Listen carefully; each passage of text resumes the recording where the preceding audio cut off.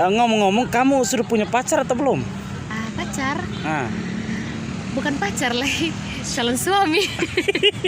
Oh, ada suami, calon. Oh. Oke, baik teman-teman, jangan lupa like, komen, dan subscribe di YouTube channel kami We're Official agar kami bisa semangat membuat konten-konten menarik berikutnya.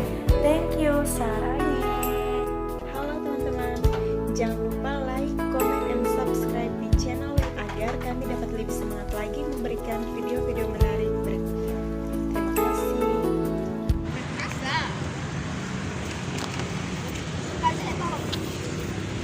Selamat sore teman-teman We Are Official dimanapun kalian berada.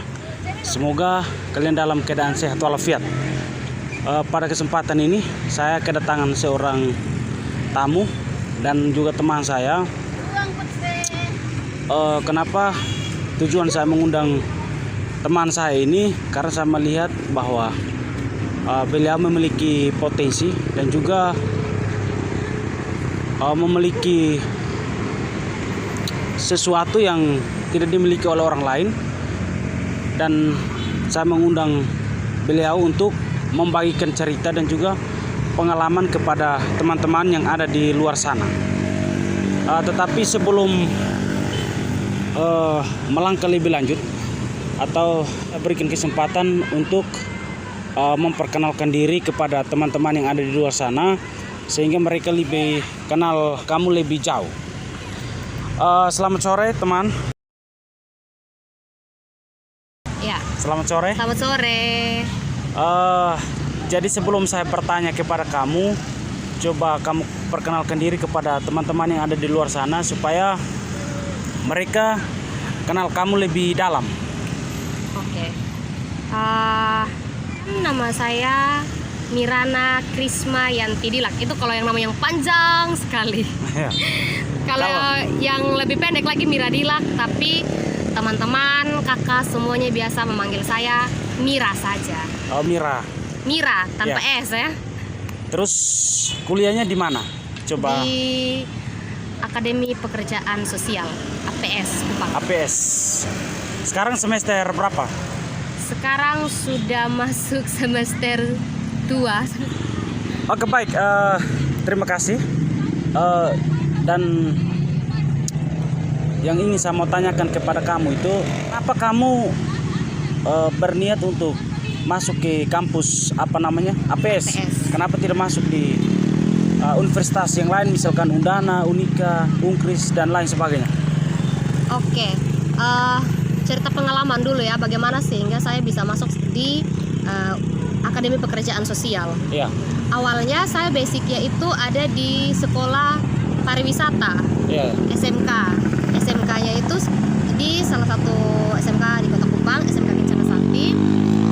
Nah, basic saya pada pariwisata, travel, dan memang saya juga suka dengan bahasa Inggris, saya suka budaya, seni. Iya. Nah, kemudian setelah lulus, saya berencana untuk melanjutkan ke pariwisata juga. Iya. Lalu setelah tes pariwisata gagal, dan kebetulan karena ayah saya pun seorang penyandang disabilitas netra, tidak melihat secara total, dan bergabung juga dalam dunia sosial dengan jadi akhirnya ayah saya bukan menyuruh juga ya, yang memberikan saya merekomendasikan untuk masuk di sini di APS saja, ini bagus, kampusnya bagus, terus di situ juga bukan hanya kita sebagai orang-orang yang normal secara fisik, tetapi ada teman-teman sesama disabilitas yang berkuliah juga di situ. Nah, lalu akhirnya sudah saya mendaftar di APS, dan memang awalnya saya merasa kenapa saya harus masuk sini begitu. Basicnya saya bukan di sini, saya juga tidak mengerti apa yang harus saya kerjakan di sini. Bagaimana nanti pendidikan saya di sini. Lanjutlah sudah sampai semester 2, semester 3 saya mencintai kampus saya. Saya mencintai kampus saya. Dan kenapa saya bilang saya mencintai kampus saya? Mungkin di Kota Kupang banyak kampus yang belum menerima penyandang disabilitas. Kalau disabilitas secara daksa atau misalnya minta maaf tetapi tangannya tidak ada atau kakinya kelumpuhan secara itu mungkin ada kampus-kampus banyak yang menerima. Tetapi ada banyak penyandang disabilitas yang belum diterima. Bukan belum diterima juga tetapi belum bisa untuk diterima di kampus-kampus lain begitu. Nah, di kampus saya menerima itu. Dan itu juga yang membuat saya semakin mencintai kampus saya karena dari situ kita belajar bahwa orang-orang yang seperti mereka, orang-orang yang punya keterbatasan seperti mereka saja bisa bisa diterima, bisa menyelesaikan studi mereka secara cepat, secara pada waktu yang tepat. Kenapa kita tidak bisa? Selain itu kita juga belajar sabar dengan orang-orang seperti mereka. Misalnya ada yang minta maaf tetapi penyandang disabilitas grahita itu, kalau teman-teman mau tahu tentang disabilitas grahita itu apa, teman-teman boleh cek saja di Google karena kalau menjelaskannya sangat panjang sangat rumit, karena itu ada berat, sedang dan ringan. Nah, kebetulan teman kampus saya ada yang berat. Dan berat itu kita seperti menghadapi anak kecil. Itu mengajarkan kita juga untuk bagaimana cara sabar. Bagaimana kita menjadi orang-orang yang lebih bisa mengerti begitu. Nah, makanya akhirnya pada setelah semester 2, semester 3 sampai saat ini saya mencintai kampus saya. Jadi kalau ditanya kenapa motivasi awal ya itu bukan motivasi juga tetapi karena rekomendasi dari orang tua dan juga melihat bahwa orang tua juga mengalami yang tadi hal sudah yang dijelaskan sama, apa yang kamu lakukan sehingga kamu bisa beradaptasi dengan jurusan kamu itu, karena yang tadi kamu sampaikan itu bahwa semester 2 baru kamu bisa mencintai kampus itu. Kalau untuk beradaptasi sendiri ya sama seperti teman-teman, seperti orang-orang lain yang mencintai, yang memang basicnya sudah di situ Jadi dia mengalir begitu saja, ikut saja begitu sampai sekarang gitu. Jadi kalau untuk beradaptasi secara untuk menjelaskan secara terincinya gitu, entah bagaimana dia mengalir begitu saja. Karena kan setiap hari ketemu dengan teman-teman, akhirnya kan ada bercerita, pokoknya ya seperti anak-anak di kampus pada umumnya, anak-anak muda seperti umumnya begitu. Yang berikut, kamu juga beberapa kali kamu ikut audisi salah satunya The Voice pada tahun 2018. Bagaimana prosesnya? Kamu gagal di tahap apa? Atau kalau untuk tahapnya kan waktu itu karena dengar begitu. Setelah Mario Clau dan setelah Mario Clau waktu itu, terus akhirnya The Voice dibuka di Kupang. Betul. Nah, setelah itu karena lihat di televisi iklan, terus ada beberapa postingan-postingan yang dibagikan di Facebook, jadinya tahu bahwa ada audisi The Voice di Kupang. Terus waktu itu akhirnya saya coba ikut begitu. Tapi waktu baru audisi itu ada beberapa hal yang masih gugup. Terus teknik menyanyinya juga belum terlalu bagus, belum maksimal. Jadi akhirnya juri bilang minta maaf, tapi mungkin tunggu tahun depan. Tapi itu pembelajaran Pembelajaran betul. Tidak apa-apa. Namanya kan proses awal itu seperti itu. Tentu Mario Clau atau Anmes Kamaleng dan juga Marion Jola juga mungkin karena mereka juga ada keberuntungannya juga sehingga bisa sampai tahap itu. RRI Kupang juga pernah kamu ikut audisi. Bagaimana ceritanya?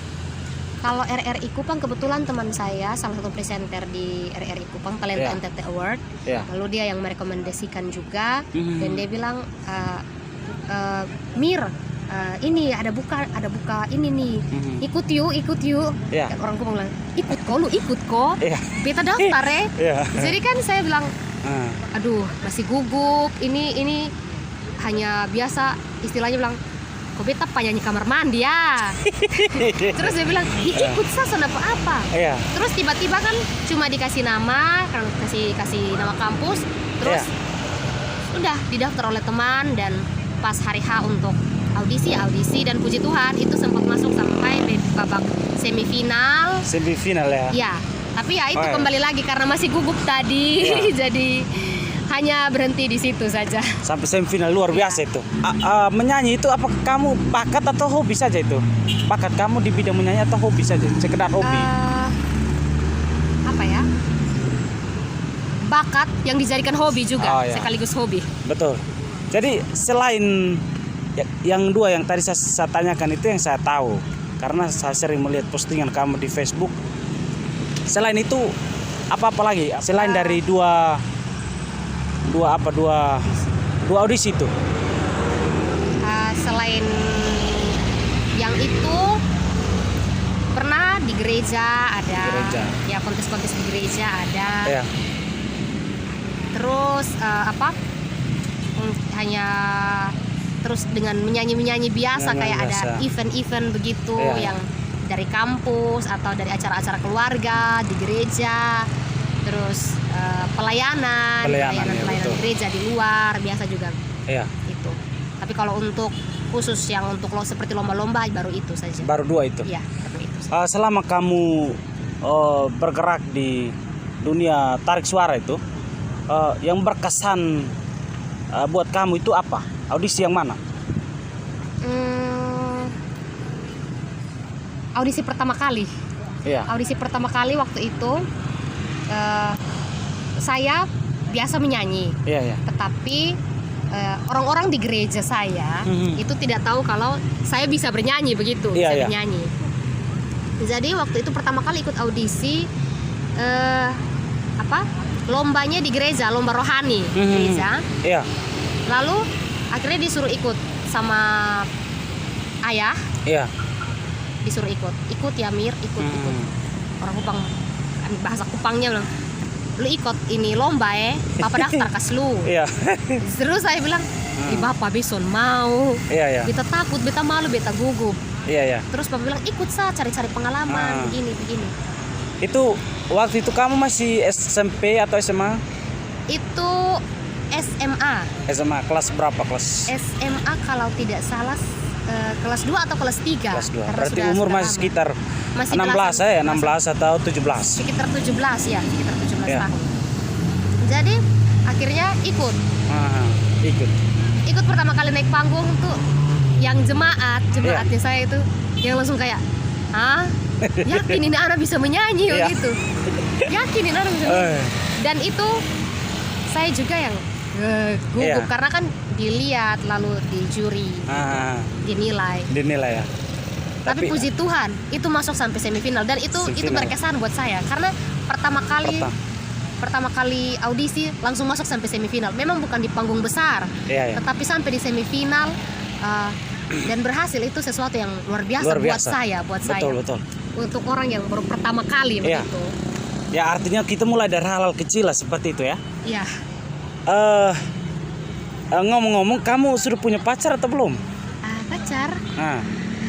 Bukan pacar lah, calon suami. Iya. Orang mana? Orang Rote. Jadi pacaran sudah berapa tahun? Pacaran 1 tahun. 1 tahun saja. 1 tahun saja. Rencana kapan mau nikah? Rencananya mungkin habis menyelesaikan studi. Habis ini. Semoga tahun ini ya. Jangan tahun ini juga, tahun depan atau 2 tahun lagi. 2 tahun lagi ya. Amin. Amin Tuhan. Semoga terus berlanjut. Yang terakhir, jadi bagaimana pesan kamu kepada teman-teman yang di luar sana yang punya basic atau punya kemampuan di bidang menyanyi? Untuk pesan untuk teman-teman di luar sana yang punya basic di bidang menyanyi atau di bidang musik, maksudnya ketika orang belum lihat begitu, tetapi kalian yakin dan percaya bahwa kalian punya itu gitu. Jangan malu untuk menunjukkan siapa diri kalian, jangan pernah malu untuk terus mengembangkan apa yang ada dalam pribadi kalian begitu. Kadang mungkin kita bilang, suara saya tidak tinggi begitu, tekniknya menyanyi saya buruk begitu, atau saya masih begini, saya masih begitu. Saya juga termasuk orang yang seperti itu. Tetapi percaya saja ketika kita punya kemauan, ketika kita betul-betul mengasah segala yang ada dalam pribadi kita, dalam diri kita, itu semua tuh akan menjadi sesuatu yang berarti buat pribadi kita begitu. Dan juga ikut saja, misalnya ada lomba-lomba apa begitu, coba untuk ikut dan cari-cari pengalaman. Dari situ pun para juri kan bisa memberikan pembelajaran. Jadi kita juga belajar dari acara-acara kecil seperti itu dan panggung-panggung kecil seperti itu.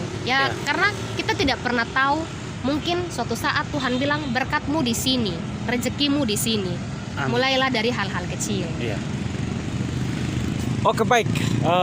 Terima kasih banyak Ade atau teman Mira yang sudah meluangkan waktu untuk terima kasih banyak Ade atau teman Mira yang sudah meluangkan waktu untuk hadir dan untuk datang ke sini untuk saya wawancarai untuk pada kesempatan ini. Jadi terima kasih banyak.